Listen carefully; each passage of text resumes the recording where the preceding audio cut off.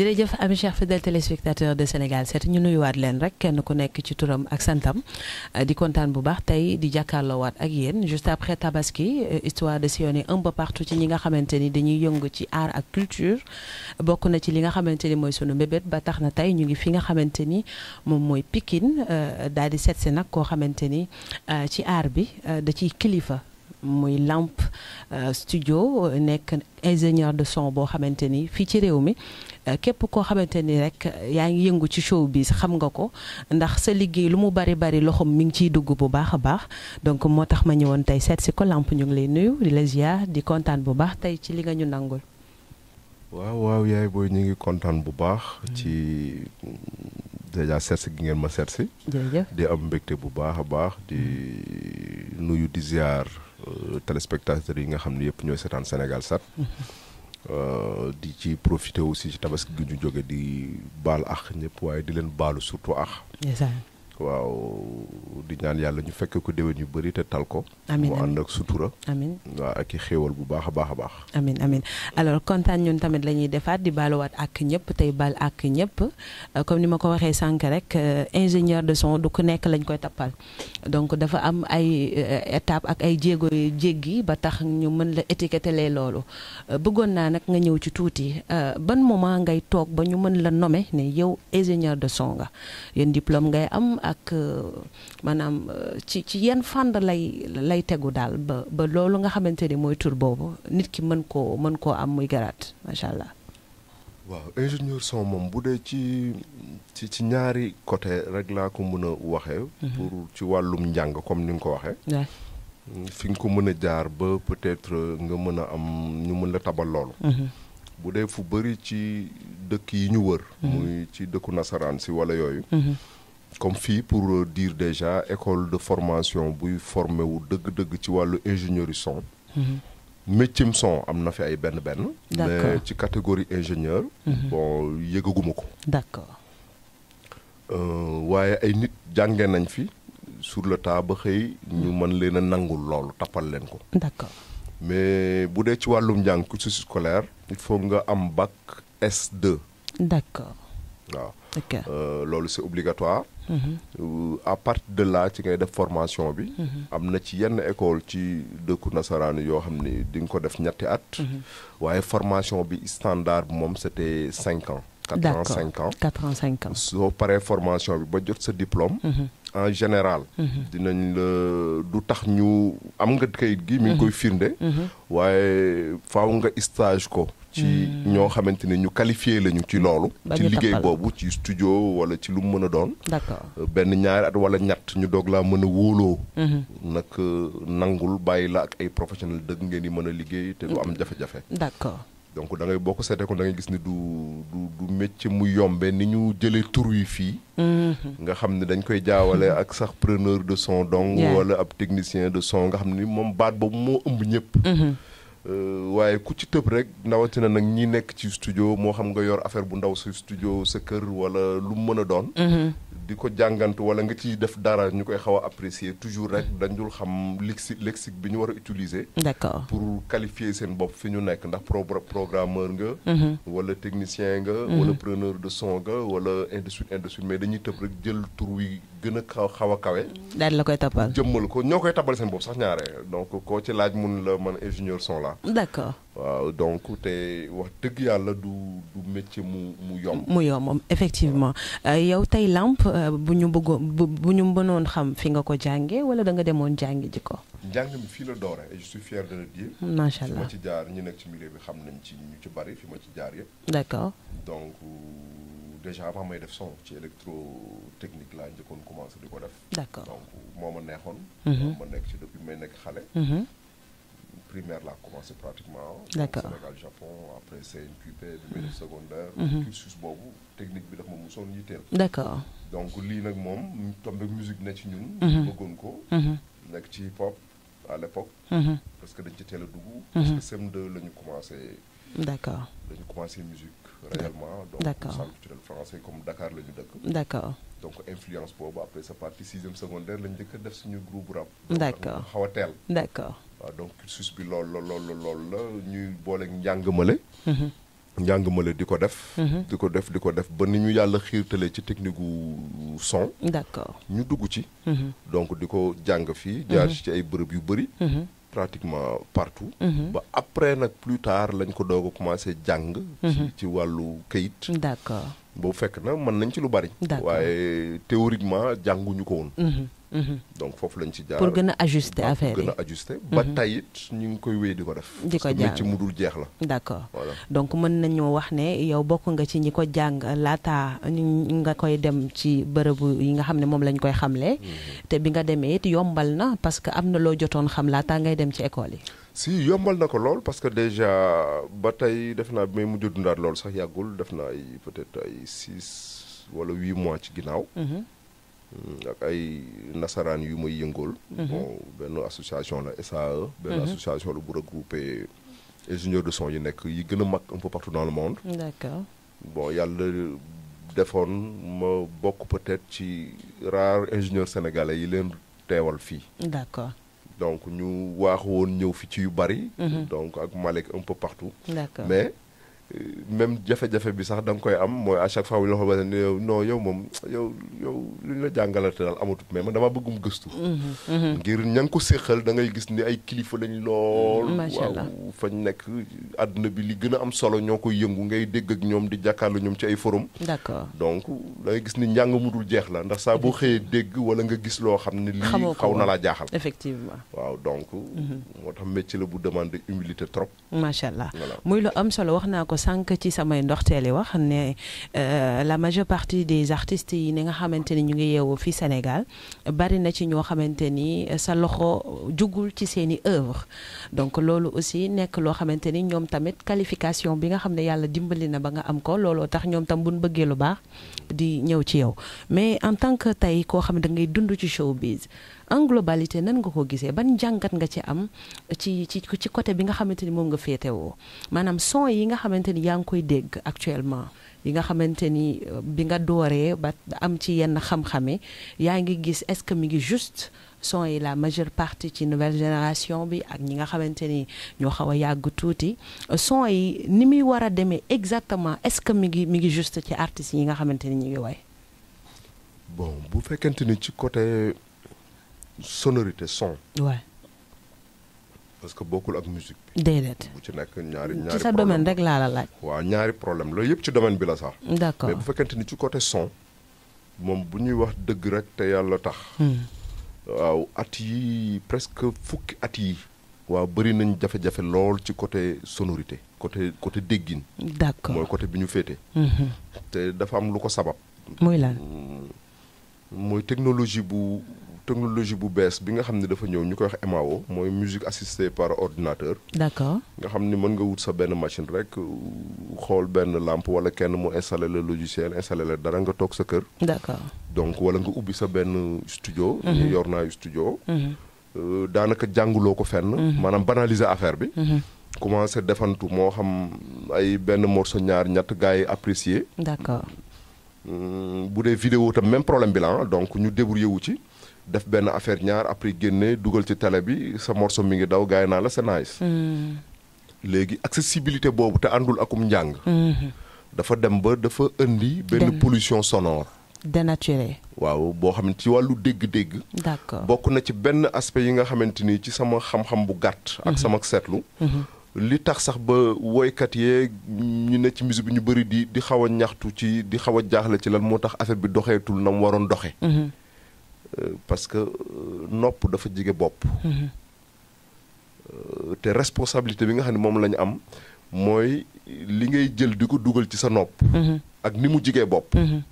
dafa war a nekk loo xam ne dafa war a nekk ci ay normes. d'accord. waaw bien filtré. am nu mu war a mel ci wàllu fréquence ba nga xam ni boo koy déglu du la tànqal du la sonal. ok mën ngaa xëy suba ngoon di ko déglu doo sonn. à l'époque daan na am. jamonoy bande. macha allah nga teg sa bande di ko déglu ba mu dagg nga jël émail sax émaillaat ko. journée la mu ngay déglu benn woykat doo sonn. boo seetloo tey jii nii ci génération bi ñu toll li ma lay wax ci diggante fukki at yi juróom-ñetti at yi. lu kéemaan na la waaye boo seetloo daanaka benn woykat lañ fii gën a déglu 24 heures sur 24. muy kan. Wally Seck. d'accord. suñu borom it dimbali na ma. ba ci pour justifier li may wax. li ëpp ca la ñuy dégg ci ay production am. mu jóge ci sama loxo. maanaam daal kon càmbar bi ci war. yow amoo droit en tant que ingénieur de son. nga koy bàyyi muy génn muy am ay fautes ba tax na yow lu ci baax lu ci bëri yaa koy càmbaraat. bu dee ci li ma féetewoo ñu dénk ma ko. nee la nopp dafa jige bopp lool. d'accord. te léegi déglu teg nee di déglu bareetut. léegi saañ écouteur moo gën a bari sa téléphone des choses comme ça. d'accord wala dugg sa oto connecté Bluetooth toog di déglu. d'accord donc bu li ngay déglu bu la fàttul rek. ñaare di nga ko mën a consommer waat ko. d'accord léeg-léeg mu dal la ci benn musique wala dara nga déglu ko musique bi nice na. waaye enregistrement ba demewul noonu mixage ba demewul noonu master ba demewul noonu. d'accord léegi boo ko dégloo tuuti effectivement dafa lay fàtt. d'accord ba da ngay mujj affaire bi daal man xamuma la mais changel tëbal beneen affaire. parce que amoo argument technique yi nga mën a expliquer li tax nga koy soppi. d'accord da fekk musique ba bonul. ok mais yoon wa mu war a jaar. ba nga mën koo déglu. ci say nopp ba mu lempit. yoon woowu ña koy def ñëpp daanaka kenn jaaru ci non seulement ca école. école yi nag dafa bëri façon. wala nga jaar ko ci beneen école boo xam ne mooy ñu ko xam. duñ bëgg a laaj. duñu bëgg a tarbiye tam dara. comme ñun fañ ci jaar non. d'accord dañuy bëgg a xëy rek tari ko. wala ñu naan jaru ko. waaw dañuy bëgg a xëy rek tari ko dañ ko jàppee foofu sénégalais moo mel noonu. c'est comme si je ne m'abuse je donne un exemple ci téléphone portable. d'accord bi muy doog a dugg fii ci réew mi yeete bu ne yeete nañ ko ci. waaye sénégalais moo xawam bindewoo noonu. il a fallu scandale yu bëri mu jur ko. ñu soog a yeewu te ba tey ñu bëri yeewu ci am ñoo xam ne ba tey mënunoo yeewu rek. d'accord donc c'est la même chose sénégalais bala muy jël dara jël ko au sérieux faaw mu ray ci boppam mu yàqal ko lu bari mu doog a xam ne lii ndekete du fo. d'accord sànq dama dégg ci say wax nga ne jamono ji fi mu toll je sais pas peut-être après lu ma lay laajaat la benn woykat rek lañ fiy déglu 24 heures sur 24 te du la tànqal muy Wally Seck mais à part kooku kan nga xalaataat ci nouvelle génération bi wala ci ñëpp en réalité. non xam nga on était en train de parler de wàllu sonorité. bien sûr Wally du dama la ba pare dama ci wax lu précis du ci wàllu production am. laa la wax. dama la jox preuve ci li ma wax. bien sûr.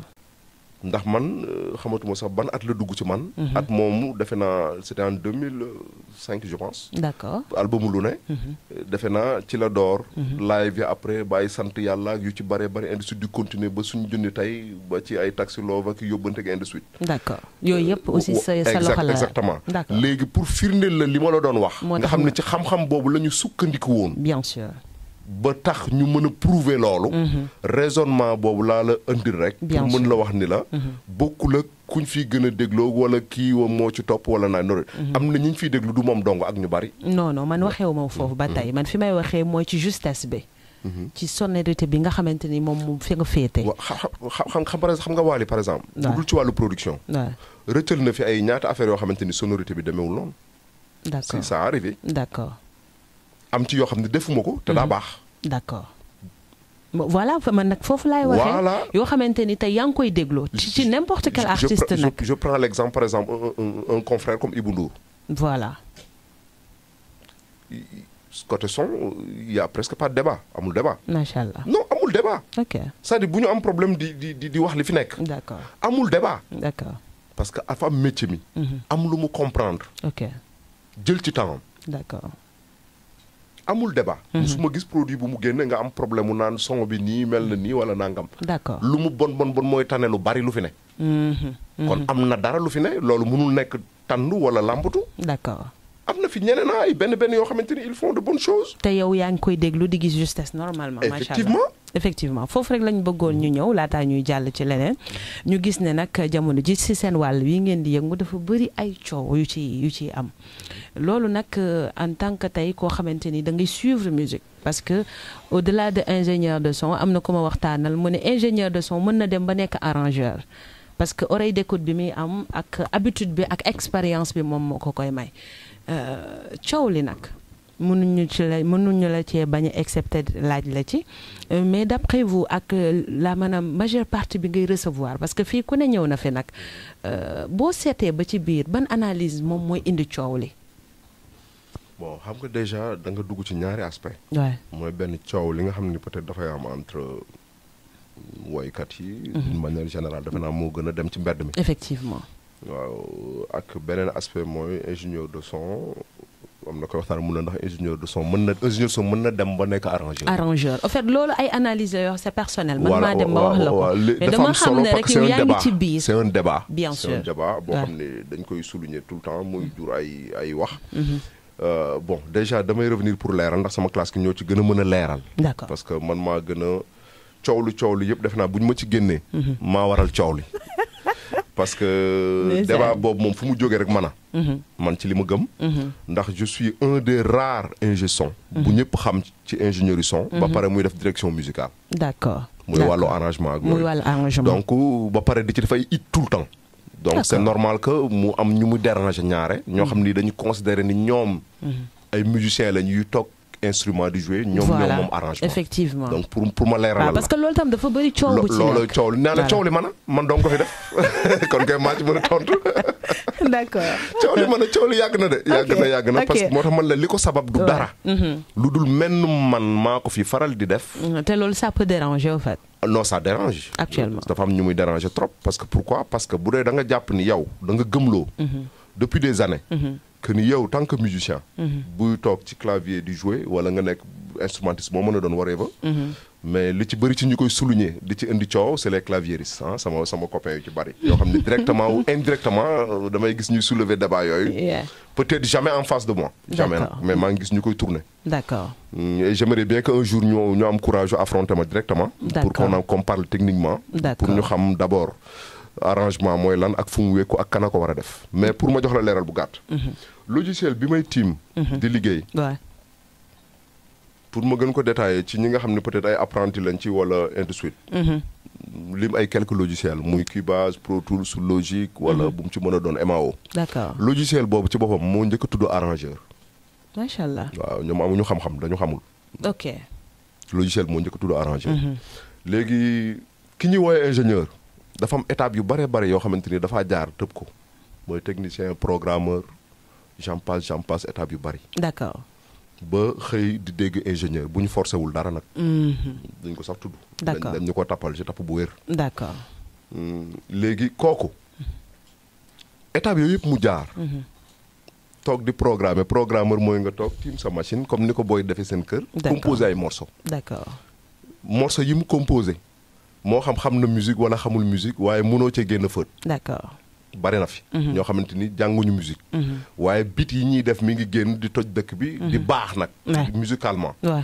yow yaa am sa gis-gisu bopp. d'accord wala li ñuy def arrangé wu la wala neexu la. wala bu doon yow neneen nga koy defee. d'accord moom na mu ko yëgale ko defee te mi ngi baax na mënoo cee génn fët yow. d'accord. léegi kooku noonu man naka laa mën a ñëwee door musique nekk ci ñu bëri xamuñu ma jaar ko fi ma ko war a jaar nag. waaw dama jàng musique nag. mais am option bu ma tànn dama gëm spécialisation. beneen bi ci des ma jaar ci programmeur. ñëpp xam ma ci. ci hip hop ma def ci lu bari. def ko ci musique yu bari toog tim sama clavier nekkuma di tànn di jouer li ma bëgg a jouer di ko def. d'accord. instrument yu bari ma laalante ko ba xam ko ndax métier mi may def ingénieur son lu ci nekk di nga ko laal. xam ci dara. genn wàll googu di ko ñaxtu yëpp. day instrumentiste. sama kanam ak ñi ma jiitu ci wàllu instrument. sama kanam la ñu jàngee ñoom machine bii may tiim sama métier man. ñu won leen ci ñun sama classe gi. toog jàngal leen won leen nii ngay enregistré. nii ngay xaw a mixé nii ngay defee nangam. d'accord ñoom ñu dem ba man ca loola. ubbi seen i studio toog ci di liggéey. di mën a wooy nit di leen encaissé ñu leen di fay ci même métier mi may def. te sama kanam lañ ko jàng. ñu won leen ci lu bari. yow léegi yow da nga maa gën a intelligent. wala ban règle moo am. ba tax nga ni yow tant que instrumentiste mën nga jàng sama métier dara ba man ko ba di ci liggéey di ci am dara.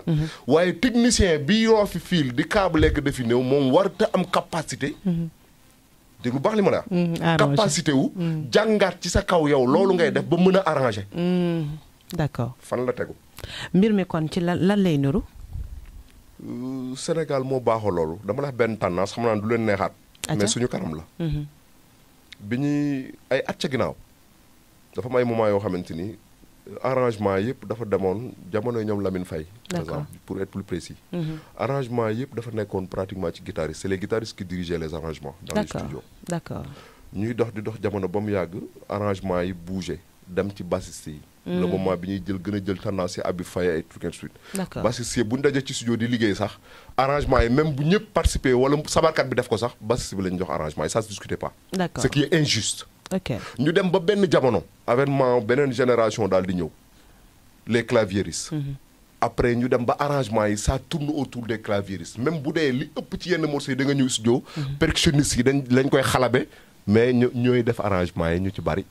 pourquoi parce que ñoom dañ ni moom non du musicien xaw ma sax ban terme lañ ko war a waxee.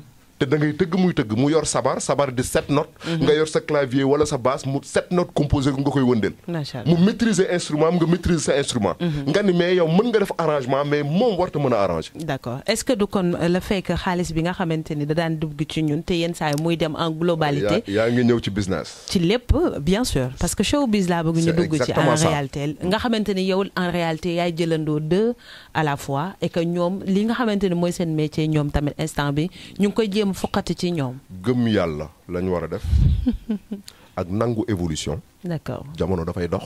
tout à fait. xew ak xew yi day am. macha allah. boo ko bañee da ngay persévérer tout le temps ci li nga nekk. di ci dëggal sa bopp. ok saa boo xëyee di gëstu ak di nangul génération bi ñëw bu ci ñëw dafa am lu muy indi. macha allah loo xam ne c'est pas forcé mu bokk ak li fi newoon. businessment parlant ku ci nekk affaire bi yaatu na. junni nit mën nañoo xew. ci réew mi effectivement ku ne di jël wër sa gëm. foofu laay transiter pour wax la une partie ci liy indi yenn coow yu bëriwul solo yi. bien sûr foofu laa bëgg nga dikk fi coow li nga xamante ni yenn saa yi day am ci artistes yu bëri foofu it bëgg naa nga wax ma en tant que expérience bi nga am lan moo koy waral en réalité. li koy waral de xam nga ñoom ñooy coow seedum coow. xëy na on est un peu ci biir mbir mi malgré lu ci bari ñun duñ ñu ci dégg bu weesoo dox jàmm ak wax jàmm. ak li ngeen di def jar ko. ndax àdduna amul solo yàggut. lii ñuy def dama koy faral di wax tout le temps sama yenn confrère ni leen su ma rëyu li wax lool dama naan li ñuy def dara yàlla new ci boo ci bëgg am yàlla yaa ko ci def. d'accord. moo tax dégg nga baax may waxee. kon cela veut dire tey buñ ci wax ay trahison buñ ci wax. ay non mën nañ ko cee wax parce que ku nekk ak sa tempérament. ak sa gis-gis ci ni nga mën a waxee. ndax lu ñu wax ci showbiz rek am na ci beneen domaine. d'accord bu dul showbiz attention. d'accord fii suñuy at ci ginnaaw ba ñuy gën a doon ndaw. théâtre nañ ko film nañ ko waaraate nañ ko ba tàyyi. ci ay xërëmante ki xawante ci bureau yi. ci ay bureau effectivement. tey jii foo tourné da nga fay fekk ay même mbooti mais xëy na ñun suñu domaine mooy dañoo jekk waxukaay gi di wax ba pare mënuñoo ñu ci bëri amuñu expérience amuñu formation. mooy koo ci wokk bëtum tuuti rek. nga dara xoos ko fenn rek il faut li muy njëkk a xalaat mooy jël téléphone am def live wala woo média wax ba wax lu ëpp wala loo xam ne jaru ko woon suba da nga koy rëccu. d'accord maintenant du ñu tergiverser de trop coowal Omaro Sidi Diop ban jàngat nga ci def Lamp. jàngat bi ma ciy def mooy comme coow yi fi am yëpp yi paase yi waaj a ñëw. parce que dafa am ne coow moom comme kenn mënu ko jëlee xam nga. voilà. mooy. bi nga toogee gis vidéo bi. non on me l'a montré. D'accord. Sur le coup parce que moi je suis tellement occupé tout le temps. bien sûr mais à chaque fois effectivement mais bi nga ko gisee dara du la échappé. d'accord. donc bi ma ko sama soxna defe naa moom ko njëkk a wan bi ma ko seetaanee li ma ci jàngat moom bari na bariwul. mooy Omaro papay Sidi la loolu la ko doon wax Omaro ci moom wax na ci waxam ni parrain am la. même bu dee da ko conjugué au passé mais li ma gis mooy nit ku xër ku mer. da nga gis ne wax ji daal mer la. waaw dafa xër ci nit ki bu mu ëpp. benn mbir am mu touché ko. d'accord. peut-être mu waxe xol. te li ma gëm mooy le Cheikh Rafal waxoon rek boo meree kilifa boo bañee boo meree naanal ndox. waaw wala nga doxantu ba giif boo bañee wax luñ lay xeebe ëllëg. kon da nga jàpp ne kon fi ñu toll ni wax ji aboutir na ci benn côté ba ñu xaw ko cee xeeb. non pas ñu xeeb ko ci dama laa jox li nga xam ne waxi kilifa la waxi démb la. effectivement maanaam boo meree rek di nga wax lu ëpp ñaare muy man di yow di ku mën a doon. effectivement wala nga wax loo xam ne xëy na boo daloon tuuti. loolu sax dafa am na ko mag ñi di waxee mer de sa sago yombul. waaw exactement. léegi nag mais kilifa. da nga am obligation bi. d'accord. Omaro du n'importe qui, attention. D'accord. C'est pas n'importe qui man nag miine wuñu. D'accord. xam nañ loolu waaye dama ko jàpp kilifa ci mbir mi dafa am lu mu liggéey ba àgg fii. D'accord. Sidi doomam la. D'accord. lim ko wax da ci am droit bu ko neexee mu wax lu ko neex. ok waaye par contre Sidi moom amul droit wax ko dara. ok man de su ma dégloo. amul droit wax ko dara baayam la mu neex mu naqari ko. ñoo ko fi siiwal dëggal ko ànd ci ay at. ay nit nag bu ñuy ànd day neex léeg-léeg moom ay jafe-jafe. non moom wax na ko sax. waaw exactement. li ci des mooy xam gëm naa ne bu ak dal amee. dinañ ressaisiru xoolaat mbir mi xam ni jaru ko woon. non toog nañ waxtaan mais mu ne toog waxtaan mënatut a am. waaw xam nga loolu lépp naa la xam nga bërt bi la. ak nangam yi ak kii yeeg voilà mais pour man daal. lii yàgg na ci showbiz. d'accord. ay détails yoo xamante ni buñ ko doon wax àdduna tukki. léegi ñu ñëw tuuti ci bi coow li amee waa Subatel mi nga xam ne ñoo yor Sidi Diop ngeen di rencontré wu ci milieu bi yooyu yëpp xamante ngeen ñoom ñu génne benn single boo xamante ni dañu ne coow amul ñun amuñu benn problème ak Sidi Diop voilà donc mosuñu am aussi problème ba génn benn way boo xamante ne sax way nañ ci Omaro daal di koy maanaam xaw a ridiculiser ci bëtu nit ñi loolu la ñu wax ne Omaro warul woon wax ndax Sidi génn na ni way daal di ko koy jagleel boole kook ay nitu démbam yow jàngat ban nga ci def gisoo ne ñoom dañoo bëgg a protéger seen artiste ba pare ci contrat yi ñu nekk wala dañoo effectivement Omaro la ñu mere moom moo tax ñu génne loolu. waaw xam nga dafa am loo xam lu simple loo xam ni il faut que moo wax ko tamit ngeen comprendre quoi. voilà xawal a jege tuuti sa micro mooy man déjà. maxu Subatel. Subatel ci moom da nga koy structure. d'accord. damay liggéey ak artistes am yi fa nekk yëpp. d'accord yàlla xëy na nattuma seen ay production une bonne partie comme ni ñeneen ñi nekkee sama loxo. bien sûr. mooy li may faral di wax ñi jubóog ñi jubóowul ñëpp yàlla dama leen nattoo. man jàmm laa xam di ko dox Baay Faal la. waaw mooy laaw. voilà exactement donc beneen bi ca des mooy man awma benn responsabilité Subatel pour wax ci seen kàddu. maanaam pour mën di. non man jàngat rek laa laaj. jàngat boo xamante ni dugg ci ay détails maanaam bi mbir mi amee maanaam li ñu tegaat ci table bi jàngat nga sénégalais nga même bu dul liggéey bi ngeen sekk. mais jàngat boo xamante ni yow gis nga ko dans l'ensemble ñun waxuñu nga jël benn partie ci kii que ce soit parce que sax loolu sa lii mayu la ko mais ban jàngat nga def ci loolu bi lii amee réplique bi am. yow ban jàngat nga ci def. waaw moom laa lay expliquer day dellu si waat fi ma waxoon sànq li ma njëkkoon wax sànq fa lay dellu si waat. du benn lampe arrêté du benn non si fa lay dellu si waat mooy que ni déjà jàngat man mënuma ko ci am parce que néewuma au fond de la chose. d'accord maanaam pour du ci wax. te bu ma newoon ci fond bi ba xam nu mu demee lépp sax xanaa looloo gën a dee. mënuma caa wax parce que yoruma kàddu kër googu Subatel c'est pas une petite chose. c'est une structure bien organisée. boo xamante ni bu ñu amee lu ñuy wax. Matar Subatel la ne ca bopp ba. ñu ami directeur ami responsable donc bu ñu amee lu ñuy wax war nañoo mën a mandater koo xam ne mooy yor seen kàddu. mooy xool ku fa nekk ak ku fa nekkatul. officiellement. ci li ma gëm te xam ko ci kër ni muy doxee. d'accord waaye lu jëm ci seen ay wàllu musique ak yooyu. waa loolu moom. waaw ndax am na benn partie bu ma ci yor. di ko ci doxal seet kook ñoom. d'accord donc mënuma ci am beneen jàngat bu weesu lii parce que mënuma ci sori. parce que yoruma seen kàddu. ba tey ñu comprendre amul problème mais ñu ñëwaat ci li nga yëngu muy son ak arrangement ak yooyu yëpp. d'accord dañu génn single boo xamante ni dañu ne juste pour fay wax ji la waaye son bi teg boo koy déglu sonorité bi son wu actuel la jox wala son bu ñu def 1 an. bon ci li ma xam laay wax son bi yàgg na. voilà bon déjà donc loolu moom. voilà parce que sa domaine la. non son bi yàgg na. son bu yàgg la parce que waxal ma pourquoi. moi. cela veut dire lan moo gën a war a wane ne son bi dafa yàgg ndax yow yaa jàng son yow yaa xam son yaa maîtriser son lan mooy firnde ne son bi dafa yàgg. bon déjà parce que déglu naa ko bu yàgg donc man bokkuma waa mbedd mi quoi donc exclusivité rek laay déglu donc déglu naa ko bu yàgg quoi donc c'est ça. d'accord donc et je me souviens aussi ba ñuy jàpp date pour génne ko coow li amul woon donc peut-être que ça a coïncidé donc loolu laa ci xam ça s'arrête là donc. d'accord donc son bi daal sama yàgg la. non du semaine yi. d'accord waaw am na yeneen liggéey yu ñu nekkoon nag yoo xamante ni voilà yoo xam ne ci semaine yi ñu génn la. waaw yoo xamante ni loolu ak guñ ci. donc est-ce que du leen ci sénégalais li ñuy wax c'était juste pour indi ko fay wax ji. déggoo li ma naan la li ma xam akus tuut laa wax. bañ koy jàpp pour génne ko coow li amul.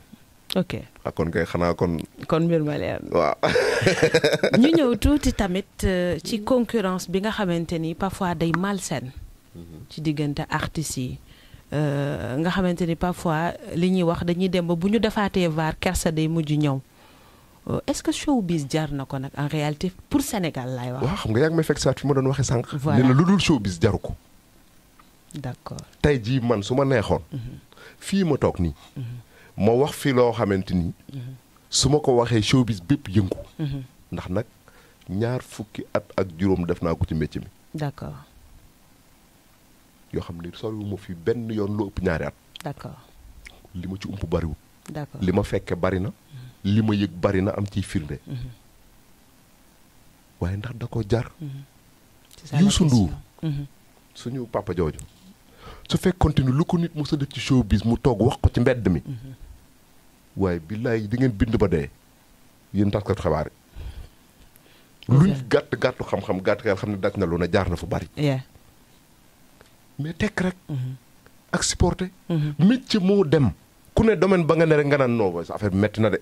foo dem fekk boo fa toogee tuuti di waxtaan dégg ñu jàmbat la même chose. gën a goree fi am. ak lan bañ di foowee. média. d'accord mooy lu la naqari. nga sinap ko. wala nga jël sa téléphone def live. wala nga wax ci saasi. ak bala ngay wax di nit da ngay am tuuti kilifa nag. am sa benn nit wala ñaar ñett yoo xam ne di nga leen xaw a tàggu sax. ñii defal la ñenn ñi accéléral ni la noo defal waxal. ñooñu nag boo leen di topp toujours mooy indi vaar. ndeysaan. du leneen. li ngay wax ni dafay am lu muy firnde tuuti rek parce que ci entretien bi ma amoon ak Omaro ci tabaski gi. nee na ku mu mës a tooñ te muy dëgg ci moom du kenn ku dul Baye Zale.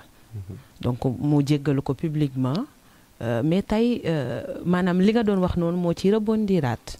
moo ciy ñëwaat cela veut dire mer de sa sago dafa am solo ak tamit loo ànd ak nit xër ci moom it du tere yow nga am benn posture boo am tey boo doon indiwaat ñoom ñi nga xamante ni ñoom ñooy ànd ak artistes yi di leen secondé tey ban message nga leen di jox en réalité ba ci Baye Zale moomu nga xamante ni nee nañ deful émission bi waaye en réalité daa mel ne moo même émission bi ba tax muy fuy lu fa ni fu mu ko teg. non Baye Zale rek moom xam nga dafa xew ci jamono. moom xewul musul xew. moom yàlla dafa xewul dara tur bi dong laay sur. moom il a tout le temps fait le buzz. xewul la arrêté yàlla dogal loolu ci moom. mais ñëwal ci loolu sama rakk la sama lépp la mais c'est vrai ça se voit. c'est juste pour vous dire que mooy li ma lay wax. ni la gis nga yaay booy. boo bañee ku la yóbbu. wala nga wax loo xam ne da nga koy regretter. boo meree da ngay xaw a am retenue tuuti. d'accord. ku ci nekk ci ñoom man su ma amee lu ma lay wax ak ku nekk ci showbiz d'une manière générale mooy di mën a muñ ak di mën a dékku ak di am compréhension ci keneen ka ak di sóor. d'accord gis nga waxuma la dara mais yaay booy dund dafa am dee dafa am di. yàlla na yeex nit ka nga koy séexal mën naa xëy ñu tàggale ko léegi. wala ku ko sës loolu ñu tàgg ko léegi ngay yor dox. dund nañ ko fi. d'accord. dara jaru ko. d'accord. léegi te li ngeen di coow naa la man li ma gëm mooy dara yàlla newu ci. ok kon jaru ko. da ko jar. loo xamante ni yéen a ngi ci ne. ñu naan la baax na ak baaxul ak boo dee mën nañ laa lakk ak duñ la lakk coow li kenn xam fu mu féete. li nga bëgg cee boole yow di ci wut ay noona ki ay détails yoo xamante ni daanaka tooñante du ñàkk mais calmez-vous. luñ fa mënul arranger amul. boo ko defut li lay jur chaque jour mooy rëccu tàngee ju demee noonu mooy nga dal ci kaw nit ay at yàq ko lu mel ni xamee mu nekk ci internet bi ndax bokkul ak bu njëkk nga xam da ngay wax dara amul benn support dara enregistré wu ko dara téyewu ko. mën nañ ko fàtte. waaw léegi nga wax nit ay année yàq ko ci lu nekk. tubaab da nee na les écritures restent mais les paroles s'en vont. jaxase ko ki mbokkam indil ko ay noonu yoo xam ne nit ñoo xam ne lu ñu dégg gëm ko la dañoo bëri ci internet bi ñuy xoole nit ki benn bët ay at. ñetti at ñeent juróom benn nga xëy benn bés yow yaa doon nelaw yow nee nga xëy yeewu ximmaliku ci benn seconde parce que yow da nga ne dañ laa tooñ nga wëlbatiku ci biir yeewu googu léegi nag commencé léegi di excuser wu ci keneen te boo xefee ci biir yeewu googu yaa ngi defaat même bêtise bi lii moo garaaw boo xam ne mën na la rattrapé waat. loolu yow loolu Omaro moo ko moom. ak ku mel ni moom du moom dong. d'accord arrivé na fi ñu bari. d'accord. c'est une personne que je respecte beaucoup. effectivement. te nit ku nekk da ngay wax sa akulaay taala li nga yéene sa bopp rek nga yéene nit. Omaro kilifa la. waaw sànq ba tey yaa ngi koy wax sincèrement gëm. te nit bu am xol bu rafet kilifa du mer di gaaw a wax. d'accord. waaw loolu xam naa dina ma ko may ndax ñoo bokk suñu Sëñ Saaliw. ndeysaan. waaw su ma sañoon. jaru ko. musique jarut loolu. d'accord fii koo fi xool rek gis ci moom ay sikk yoo xam ne. la yàlla mais xam yéen moom musique bi te ngang ko. parce que kenn mënul ci leen a génne dox leen tànki jàmm am. parce que jàmm moo ci la lépp xaj au fait. loolu de man sama classe gi ci laa dëkk. waaw xamu na keneen. xëy na nag di def comme nii lii ñun baaxawuñ ko. bien sûr effectivement donc voilà mais sinon muy loolu ak leneen lu mu mën a doon. ak yu gën a mag yooyu. ci réew mi am na fi waaw dañ ciy taxaw di ci wax lañ ci war a wax. kuñ ci déggal de jàmm dong bu ñu ñëpp déggaloon. affaire bi neex lool. macha allah mais dafa am beneen point bu am solo te xam naa fa lay ndar keppe émission bi. ndax ci waxtaan bi li muy rëy dama ci dégg wor dama ci dégg sànq li nga wax yow nga ne mer.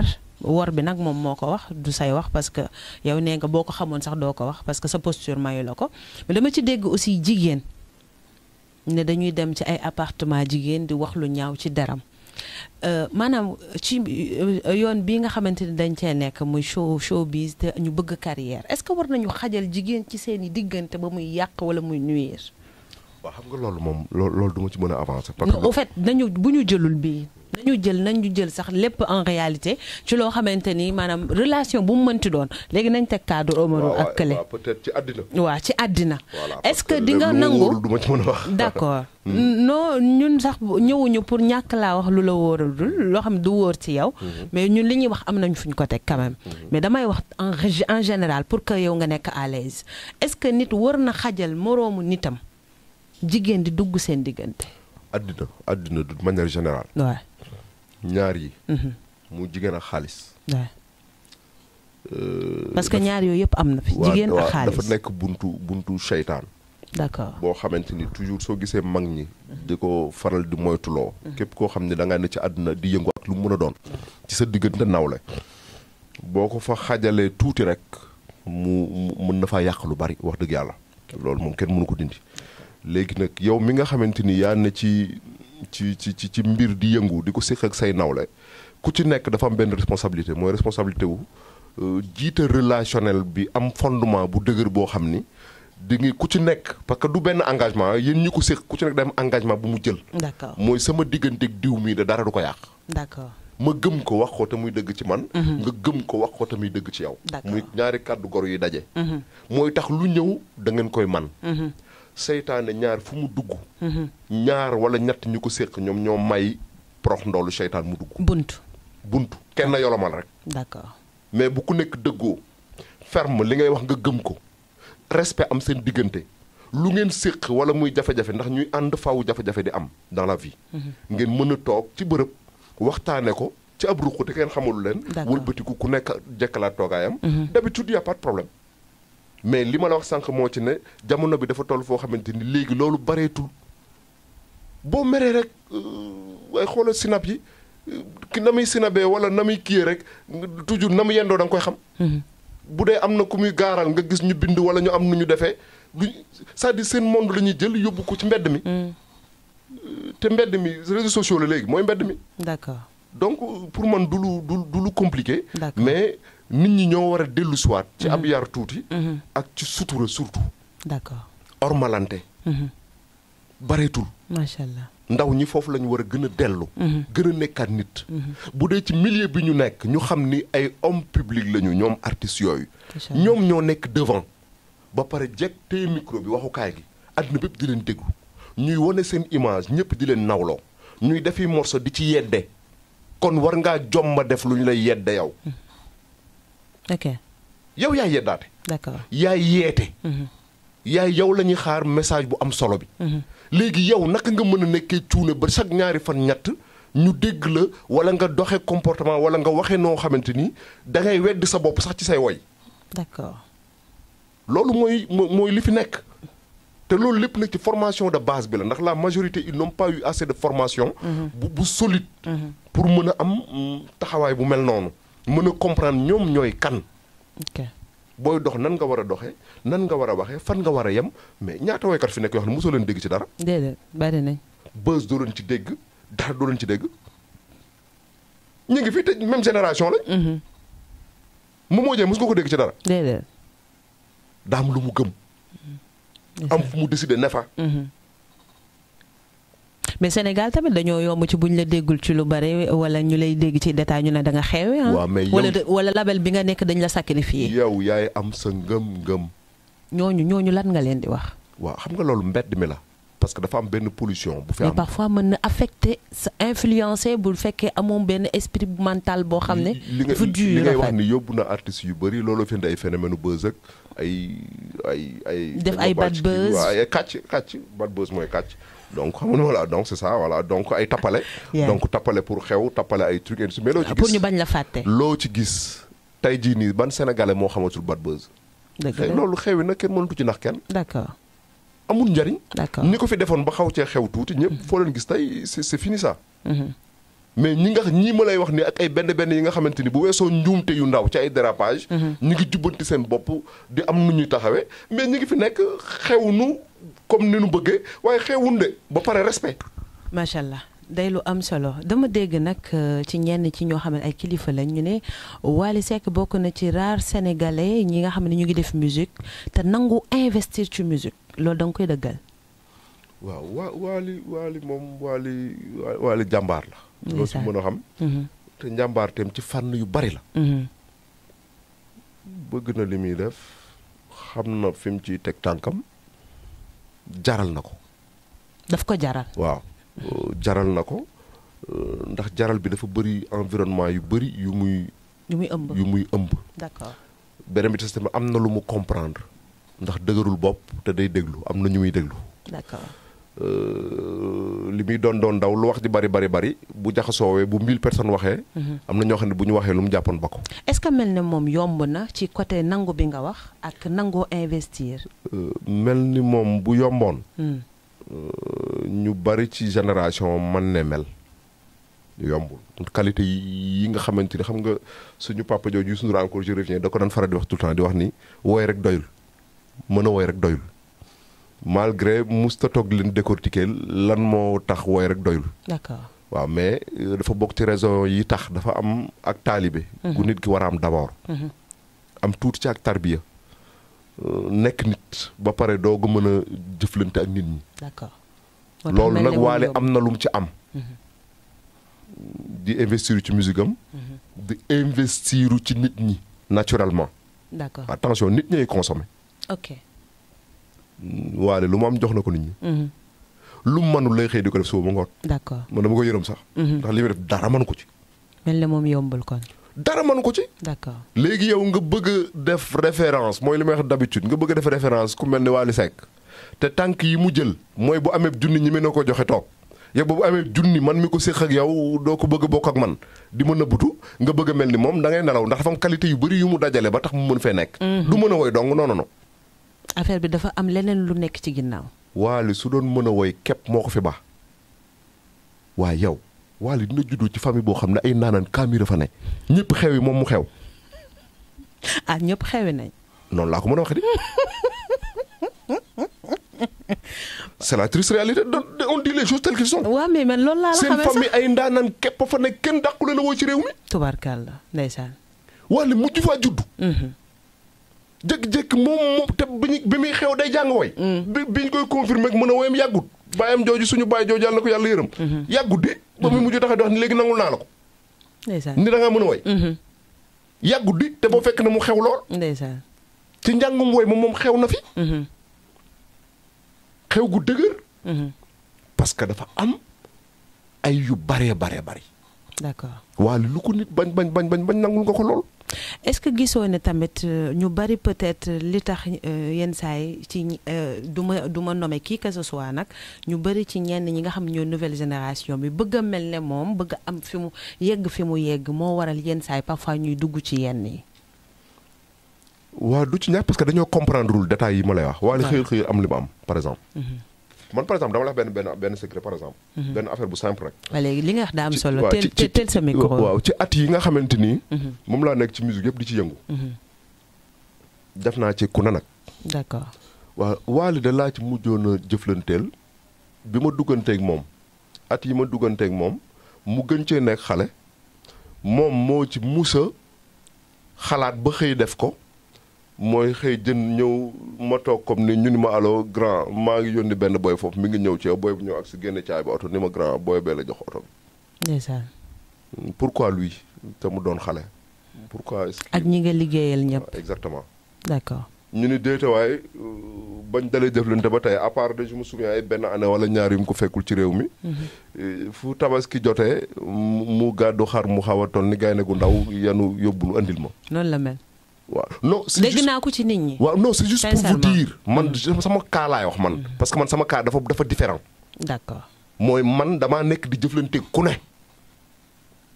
woykat bu ne ma jëflanteeg moom. d'accord. kii doon xale. ci ndoorteg jëflante maanaam muy doxee noona loolu moom moo am solo maanaam loolu moom mooy espèce li ci kéemaane. ba tax ma ne la mel ni moom du yomb beneen bi ci des boo ko waxee xëy na ñenn ñi non parce que Wally man na nee la Wally defut lu man ba may ànd ak moom di ko gis muy leb ñaari junni di ko maye dama koy wax chaque jour leb àbb man mi taxaw naa ak moom ba taay mais grand loo yor foofu waaw 50 000 wala 100 mu la aal ma taxaw maye ko yorul dara de maye ko di la xooli bët boobu mënut di ba muy ànd ak moom benn oto ba mu yor moom la yor mënut a jëndal kenn oto. mënu ko. ba mu ko mënee da koo defal ko junni nit. mënumaa compter nombre bi. ndeysaan muy la am solo. léegi nag loolu nag moo ci am solo. bu weesoo loolu nee naa la benn booy xanaa laa gis mu defaat loolu je le salue ci passage muy Abba actuellement sax mi ngi ci yoon noonu di voyager. ce qui est un percussionniste. xëy fay may million ci liggéey ba pare. dem ñawlu mbub mu rafet boole kook parfum de classe am. daal di koy gàddu ñëw andil ma. nit ku baax la waaw muy mu doon lu kéem ay gestes la yoo xam ne kenn mënuñoo defal lu amul. ndeysaan effectivement lu ñu mës a am. mais dafa am ay gestes yoo xam ne ça nous marque. waaw day des ci bopp. beneen bi ci des xooluñu ñun li ñu defal nit ki. je le dis pour kii wax ni xëy na non grand bi li mu defal Wally yëpp par exemple ku mel ne Wally war na ko mën a defal loolu. de waxuma loolu pour ñu ko deful la tax. xaaruñu ko ci kenn nag. foofu laa bëggoon ñëw aussi parce que ñooñu nga xamante defuñu ko ñoom liggéey strictement ngeen sekkoon mais retour bi nga xamante ni maanaam de façon sociable kii am na état d'esprit ku maanaam wu kii bu ma defalee teraanga man de su ma ko amee sama yéene mooy ma delloo ko du ñëpp aussi ñoom ñoo mel noonu. waaw dama lay waxaat beneen affaire. très bien. ma taar subateel bi ñu wax sànq. sama gars la yàgg na nag. ndeysaan. bi ñu commencé ci jamono yii di sequb liggéey képp. bonjour bonsoir daa yëkkati caabi oto ni ma am. ndeysaan. sama oto paat donc. ñëw ak si ñaari fan liggéey si ñu seq liggéey daal waa mais man ko sama oto daa paan mun mooy am naa ba oto daal yëkkati caabi ni ma am. ay nit ñu baax. waaw c'est juste pour vous dire. que ni ab showbiz boo ci nekkee. rawatina nga doon woykat. mënoo bu jigéen ñëpp ñëwee nga jël. bu xaalis ñëwee nga jël. succès ñëw nga jël yow kepp. loo xew day yàgg rek waaye dañ fi jóg. keneen ñëw. showbiz bëggul loolu. moo kàcc yu bari. xaw ma musique baax na xaw ma baaxul nag. waaye dama lay wax loo xam ne moom lu leer laa lay wax ni miti. d'accord. wax loolu def lu bari. tas yaakaari nit foo toll. ak di liggéeyloo nit moo xam ay musiciens la wala lu mën a doon. surtout sama mbokk musiciens yi. ba pare di lekk seen àq. wala bu naqaree nga ne affaire bi tey soirée bi doxut. jox leen ni weccat. bu neexee nga am xaalis bu bëri ñu may la nga boole millions yi ñu la fay doo leen jox lu la nga leen ameel te lañ manqué le du bor. woykat yi mu mës a gis yëpp ñu ko fiy def. ak songu production dugg ko studio di teg dil gaa yeeg di ci commerce ak di kii seen kaw. ñi ma mës a gis lépp par expérience. ak mag ñi ma ci jiitu ma séqoon ko ñoom ñu may nettali benn demu ci. d'accord. day lu am solo en tout cas kontaanoon nañ bu baax a baax entretien bi amoon na solo waxtaan wi yaatu woon na ànd na xam-xam ànd na aussi ak waxi dëgg te bokk na ci li taxoon ñun tamit ñu jugé woon nécessaire seet si la tey donc dañuy kontaan bu baax a baax ci ni nga ñu dalalee bàyyi la nga daal di tàggatoo ak sénégalais yi tàggatoo bu dul jeex nag ndax tubarkàlla incha allah xam naa du yàgg dinañu toogaat ci yeneen i bés bu soobee sunu borom kontaanoon nañ bu baax a baax vraiment ça a été un plaisir. waaw di am mbégte rek déjà ak di santati. ak di peut-être wax ni dañ doon jéem rek peut-être wax nu mu gën a yaatoo te mu gën a rafet. lépp loo xam ne am na ci njariñ aussi ñu mën ko bokk rek ndax ñun tam jàngat lay nekkaat tout le temps ci ñun. D'accord. lu ci njuumte rek wala nit am nu mu ko déggee mu xam ne ñun de wax dëgg yàlla lu baax dong lañ xam. waaye Baay Faal lañu waa kër Cheikh Rafal lañ loolu lañ gëm. lu baax dong la ñuy xam lu ñuy wax it sunu akulaay taala lañ ci wax. bu weesoo loolu di sant xëy na ñi nga xam ne ñëpp depuis des années ñi nga am confiance ak qualité ci man ci seen wàllu liggéey. D'accord. di ñëw ci studio Lamp di yëngu fu mu nañu fekk ko fa. donc di leen sant ak di leen déwénati ak di ñaan yàlla. yaakaar ji ñuy am yàlla nay gën a kawe seen njort. amiin amiin. bu weesoo loolu di sant sama confrère yi ku mel ni Abdou Wahab Fall mi ma nekkal.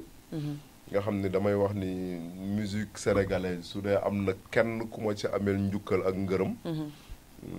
benn jëmmum boobu la. D'accord. waaw loolu la yàlla dogal. D'accord. ndax taxawaay bi mu am ci man bi ma dalee na ci secteur bi ba léegi.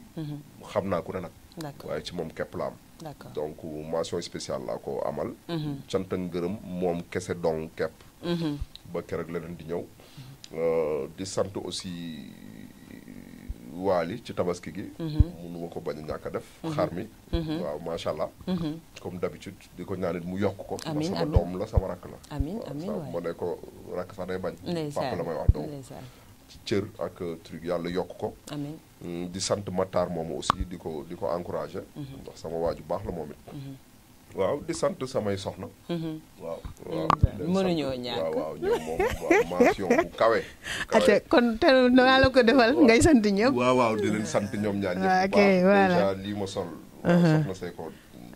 tarkal la waaw donc di ko sant di ko gërëm. wax ne affaire bi nice na. kontaan nañu ñun sax kontaan nañu ñun tamit macha allah. macha allah en tout cas merci beaucoup Lamp moom la ñu invité woon tey ci émission spéciale bi nga xamante ni c'était juste pour ñëw waxtaani li nga xamante ni moom mooy musique showbiz li nga xamante ni mënul génn ci domaine am bi nga xam ne moom la nekk muy la am solo actualité it gis ngeen li nga xamante ni mooy façon bi mu débattre ak ni nga xamante ni moom mooy ay analyse am loolu bokkoon ci li tax ñu jugé woon nécessaire ñëw kontaanoon nañ bu baax a baax ci ñi nga xamante ni ñoo ñu doon seetaan via Sénégal 7 la chaîne qui redimensionne vos émotions et qui vous redéfinit merci beaucoup ñu ngi ñaanal ñëpp jàmm tawfeex yàgg yokk tekki jariñu yàlla na sax ci réew mi ci barke Nabil Moustapha merci beaucoup et à la prochaine.